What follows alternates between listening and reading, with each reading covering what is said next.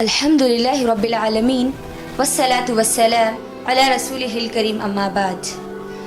السلام علیکم ورحمۃ اللہ وبرکاتہ. پچھلے کچھ دنوں سے سفر میں رہنے کا موقع ملا اور سفر کے دوران بہت بار استخارہ بھی کرنے کا موقع ملا، تو ہم نے سوچا کہ کیوں نہ استخارہ کے بارے میں آپ سب کو بتلا دیں. استخارہ کے تعلق سے آج ہماری یوتھ، آج ہمارے نوجوان بہت زیادہ کنفیوژن میں ہیں کہ استخارہ کیسے کرنا چاہیے، استخارہ کب کرنا چاہیے، استخارہ کس کو کرنا چاہیے. خاص طور پر جب نکاح کا معاملہ جب آ جاتا ہے، شادی کا معاملہ آ جاتا ہے، رشتوں کا معاملہ آ جاتا ہے، کاروبار کا معاملہ آ جاتا ہے، تو آج ہماری یوتھ، آج ہمارے نوجوان نہیں جانتے کہ ان کو استخارہ کس طریقے سے کرنا چاہیے، کب کرنا چاہیے، اور استخارہ ہے کیا، اور استخارہ کرنے کے بعد ان کو کیا کرنا چاہیے. میری بہنوں، زمانے جاہلیت میں لوگ کوئی کام کرنے کا ارادہ کرتے تو غیر اسلامی طریقوں کو اختیار کرتے کہ کس طریقے سے ان کا دل مطمئن ہو کہ وہ لوگ جو کام کر رہے ہیں وہ کام ان کے لیے خیر ہے یا نہیں. اس بات کو جاننے کے لیے وہ زمانے جاہلیت کے کیا طریقے تھے. لوگ فال نکال لیا کرتے تھے، نجومیوں کے پاس، کاہنوں کے پاس جایا کرتے تھے، پرندوں کو اڑایا کرتے تھے، یعنی یہ غیر اسلامی کام وہ کیا کرتے تھے. لیکن الحمدللہ اللہ سبحانہ و تعالیٰ کی بلیسنگ میں سے ایک بہت بڑی بلیسنگ، ایک بہت بڑی نعمت جو اللہ نے مجھے اور آپ کو دی ہے، وہ نعمت ہے استخارہ. استخارہ کس کو کہتے ہیں؟ استخارہ ہے خیر اور بھلائی طلب کرنا، اللہ سبحانہ و تعالیٰ سے مشورہ کرنا، اس کو کہتے ہیں استخارہ. استخارہ کب کرنا چاہیے؟ جب بھی ہم کوئی کام کا ارادہ کریں، خاص طور پر نکاح کا معاملہ ہو، شادی کا معاملہ ہو، رشتوں کا معاملہ ہو، کاروبار کا معاملہ ہو، اور ہم اس بات سے مطمئن نہیں ہے کہ میں جو کام کر رہی ہوں وہ کام میرے لیے، میری اس دنیا، میری آخرت اور میرے انجام کار کے لحاظ سے میرے لیے بہتر ہے یا نہیں. اگر مجھے اور آپ کو جاننا ہے تو اس کے لیے نبی صلی اللہ علیہ وسلم نے مجھے اور آپ کو استخارہ دیا ہے. استخارہ کی نعمت اللہ نے مجھے اور آپ کو عطا کی ہے. استخارہ کیسے کرنا انشاءاللہ وہ بھی دیکھیں گے. کس کو کرنا چاہیے استخارہ؟ جو کوئی بھی جو کام کرنا چاہتا ہے اس کو استخارہ کرنا چاہیے. آج ہمارے پاس بہت سارے اڈے لگے ہوئے ہیں کہ کوئی باپ والد کال کر کے کہتا ہے کہ ہماری بیٹی کا نکاح، ہماری بیٹی کا رشتہ طے ہو رہا ہے، آپ استخارہ کریں. نہیں میری بہنوں، جس کا رشتہ ہے، لڑکی کا اگر نکاح کے لیے رشتہ اگر ہے، لڑکے کے لیے اگر نکاح کے لیے رشتہ ہے تو لڑکی کو کرنا چاہیے، لڑکے کو کرنا چاہیے استخارہ. یہی سنت کا طریقہ ہے جو مجھے اور آپ کو شریعت اسلامیہ محمد رسول اللہ صلی اللہ علیہ وسلم سے ملتا ہے. استخارہ مجھے اور آپ کو خود کرنا چاہیے. میرا کام ہے تو مجھے کرنا چاہیے. میرا استخارہ میں دوسروں کو نہیں بولوں گی کہ وہ کریں. ٹھیک ہے؟ اب رہا استخارہ کیسے کرنا چاہیے. میری بہنوں، یہ بات یاد رکھیں، استخارہ کرنے والوں کو اللہ سبحانہ و تعالیٰ پسند کرتا ہے. اللہ کے نبی صلی اللہ علیہ وسلم فرماتے ہیں کہ اللہ تعالیٰ سے استخارہ کرنے والے اور اللہ کے فیصلوں پر راضی ہونے والے نیک بخت ہے، اور اللہ سے استخارہ نہیں کرنے والے بدبخت ہے. بدبختی کی علامت ہے. اللہ سے استخارہ کرنا خوش بختی کی علامت ہے. تو مجھے اور آپ کو استخارہ کرنا چاہیے، خاص طور پر جب کوئی کاروبار، جب کوئی بزنس کا معاملہ ہو، نکاح کا خاص طور پر معاملہ ہو، شادی بیاہ کا اگر شادی کا معاملہ ہے تو مجھے اور آپ کو استخارہ کرنا چاہیے. استخارہ سے ہوتا کیا ہے؟ اللہ سبحانہ و تعالی میرے اور آپ کے لیے خیر اور بھلائی کا فیصلہ کر دیتے ہیں، کیونکہ میں اور آپ اللہ سے وہی تو سوال کرتے ہیں نا. آج ہم کو استخارہ کا طریقہ نہیں پتا، جس کی وجہ سے غیر اسلامی طریقوں کی طرف ہم چلے جاتے ہیں. میری بہنوں، آج میں انشاءاللہ میں آپ کو جو اہم چیزیں بتا رہی ہوں، اللہ کے لیے اس کو غور سے سننا کہ استخارہ کرنا کس طریقے سے. میں آپ کو ایک اسٹریٹ لائن دے دوں گی، کراس لائن جتنے بھی ہیں وہ آپ خود سمجھ جانا، کیونکہ صحیح طریقہ مجھے اور آپ کو نبی صلی اللہ علیہ وسلم نے بتلا دیا. جابر بن عبداللہ رضی اللہ تعالیٰ عنہ کہتے ہیں، صحیح بخاری کی حدیث ہے کہ اللہ کے نبی صلی اللہ علیہ وسلم صحابہ کو اس طریقے سے استخارہ کرنے کا حکم دیتے, اس طریقے سے استخارہ کی تعلیم دیتے جس طریقے سے قرآن کی سورتوں کی تعلیم دیتے. اللہ اکبر. آپ اسے اندازہ کریں کہ استخارہ کی کتنی اہمیت ہے. تو استخارہ کرنا کس طریقے سے, فرض نماز کے علاوہ 2 رکعت نفل نماز پڑھ لے, اس کے بعد استخارہ کی جو دعا صحیح بخاری میں نبی صلی اللہ علیہ وسلم نے مجھے اور آپ کو بتلائی ہے, وہ دعا مجھے اور آپ کو پڑھ لینا ہے. جب پڑھ لیں گے اور اس میں ان ھذا الامر, یہ جو لفظ ہے وہاں پر مجھے اور آپ کو اپنے جو کام ہے اس کام کا نام لینا ہے, یا پھر دل میں ارادہ بھی کر لیں تو علماء کہتے ہیں کہ اس کے لیے کافی ہے. استخارہ کب کرنا چاہیے؟ ہمارے پاس بہت سارے غلط طریقے آج سوشل میڈیا پر پھیلا دیے گئے ہیں, یا بہت سارے لوگ اس غلط طریقوں کو پھیلاتے چلے جاتے ہیں جس کی وجہ سے صحیح طریقہ لوگوں کو معلوم نہیں ہوتا, اور آج ہماری یوتھ کنفیوژن میں, ڈپریشن میں چلی جاتی ہے کہ ہم کو کرنا کیا ہے, اس کا صحیح راستہ ہم کو مل نہیں پا رہا ہے. استخارہ میں اور آپ کبھی بھی کر سکتے ہیں, سوائے جو ممنوعات کے جو وقت ہے وہ وقتوں کو چھوڑ کر. طلوع آفتاب کے وقت, غروب آفتاب کے وقت, زوال کے وقت ہم استخارہ نہ کریں. اس کے علاوہ دن میں کبھی بھی, رات میں کبھی بھی ہم استخارہ کر سکتے ہیں. اس کے لیے ضروری نہیں ہے کہ آپ کو عشاء کے بعد ہی استخارہ کرنا ہے, پھر رات میں آپ سو جائیں گے تو آپ کو کوئی خواب آئے گا, کوئی اشارہ آئے گا.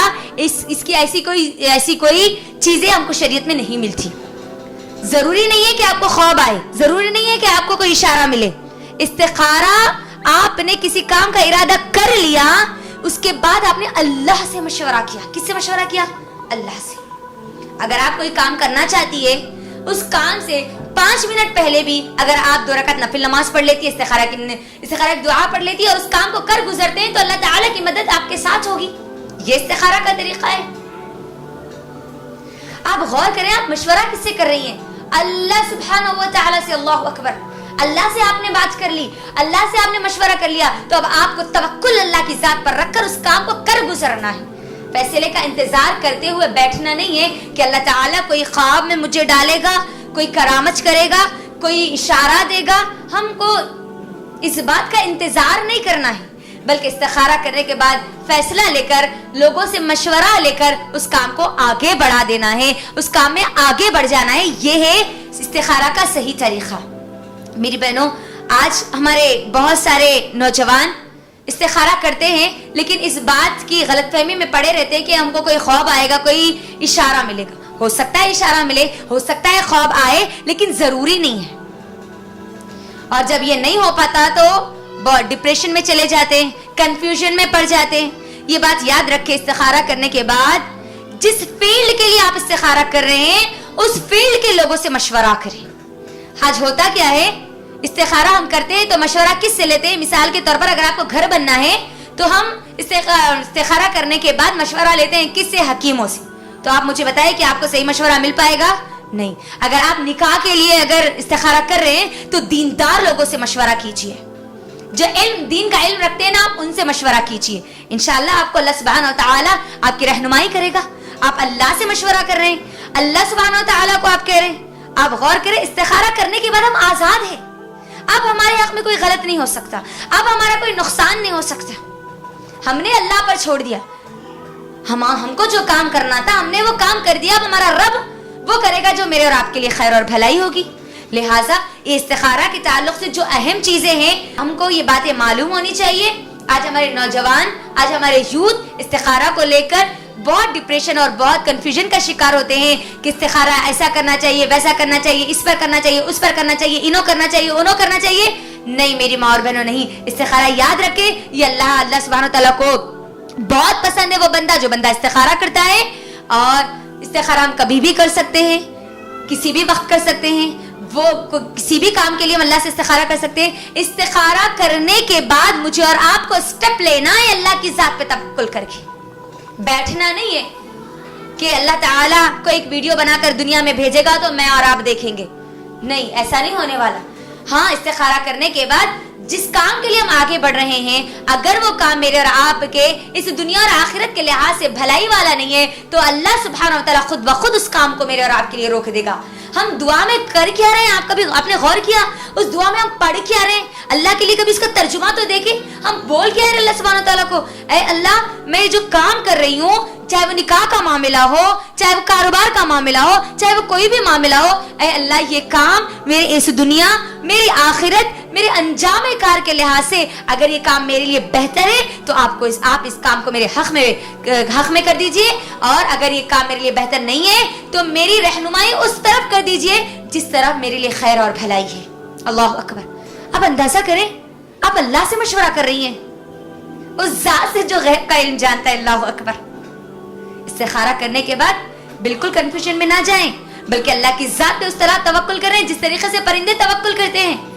اگر ہمارا توکل پرندوں کی طرح نہیں ہوگا تو میری بہنوں آپ تھوڑی دیر کے لیے ذرا غور کریں, اگر پرندے ہماری طرح اگر سوچ کر بیٹھے تو وہ گھونسلے میں ہی مر جائیں گے. آپ تھوڑی دیر کے لیے غور کریں, جب پرندے گھونسلے میں جب ہوتے ہیں, ان کے جب گھر میں ہوتے ہیں, تو وہ یہ نہیں سوچتے کہ جب ہم اڑ کر جائیں گے, اگر ہم کو رزق نہیں ملے گا, ہمارا کام نہیں بنے گا, تو پھر ہم کیا کریں گے, چلے جان دے کام نہیں ہوتا ہوگا اسی لیے ہم یہیں پر بیٹھ جاتے ہیں. کیا اس طریقے سے سوچتے ہیں پرندے؟ نہیں, بلکہ جب صبح اٹھتے ہیں تو اللہ سبحانہ و تعالیٰ کی ذات پر توکل کر کے, یقین کر کے اپنے گھونسلوں سے نکل پڑتے ہیں, فیصلہ کر لیتے ہیں, اس کام کو آگے بڑھا لیتے ہیں, اور پھر جب گھر لوٹتے ہیں تو آپ غور کریں ان کے پیٹ بھرے ہوئے ہوتے ہیں, وہ آرام میں اور سکون میں ہوتے ہیں. تو مجھے اور آپ کو بھی اللہ کی ذات پر اس طرح توکل کرنا چاہیے کہ اب میں استخارہ کرنے کے بعد میرے حق میں کوئی غلط فیصلہ نہیں ہو سکتا, میرا کوئی نقصان نہیں ہو سکتا. میں نے اللہ سے مشورہ کر لیا, بس میرے لیے یہ کافی ہے. اللہ سبحانہ وتعالیٰ میرے حق میں بہتر کرے گا, خیر کرے گا, اور میں جو اس کام کے لیے آگے بڑھ رہا ہوں اللہ سبحانہ وتعالیٰ اس کے اندر میرے لیے خیر اور بھلائی ڈال دے گا. یہ بہت اہم چیزیں ہیں میری بہنوں. میری آپ سب سے گزارش ہے کہ آپ تمام لوگ اس ویڈیو کو زیادہ سے زیادہ شیئر کریں, لوگوں کو بتلائیں, صحیح طریقہ بتلائیں. یاد رکھنا غلط طریقے لوگوں کے درمیان زیادہ معلوم ہونے کی وجہ سے لوگ صحیح طریقے سے دور ہو چکے ہیں. یہ میری اور آپ کی ذمہ داری ہے کہ میں اور آپ شریعت اسلامیہ محمد رسول اللہ صلی اللہ علیہ وسلم کی لائی ہوئی تعلیمات جو اللہ سبحانہ و تعالیٰ نے مجھ تک اور آپ تک پہنچائیے, اس تعلیمات کو صرف اور صرف میں اور آپ نہ سن لے بلکہ ہر اس انسان تک پہنچا دے جو آج دین کے علم سے دور ہے, جو ڈپریشن میں ہے, جو کنفیوژن میں ہے کہ اس کو کرنا کیا ہے اور کیا نہیں کرنا ہے. تو یہ کچھ اہم چیزیں تھی جو میں آپ کے درمیان رکھ رہی تھی. میں اللہ سے دعا کرتی ہوں کہ اللہ سبحانہ و تعالیٰ مجھے اور آپ کو دین کا صحیح فہم عطا کرے اور دنیا اور آخرت کی کامیابی عطا کرے. ہر قسم کے ڈپریشن سے ہماری اس امت کے نوجوانوں کو اللہ تعالیٰ آزاد کرے اور قرآن سے, دین سے اور اپنی اصل کامیابی سے جڑنے والے بنائے. آمین. السلام علیکم ورحمۃ اللہ وبرکاتہ.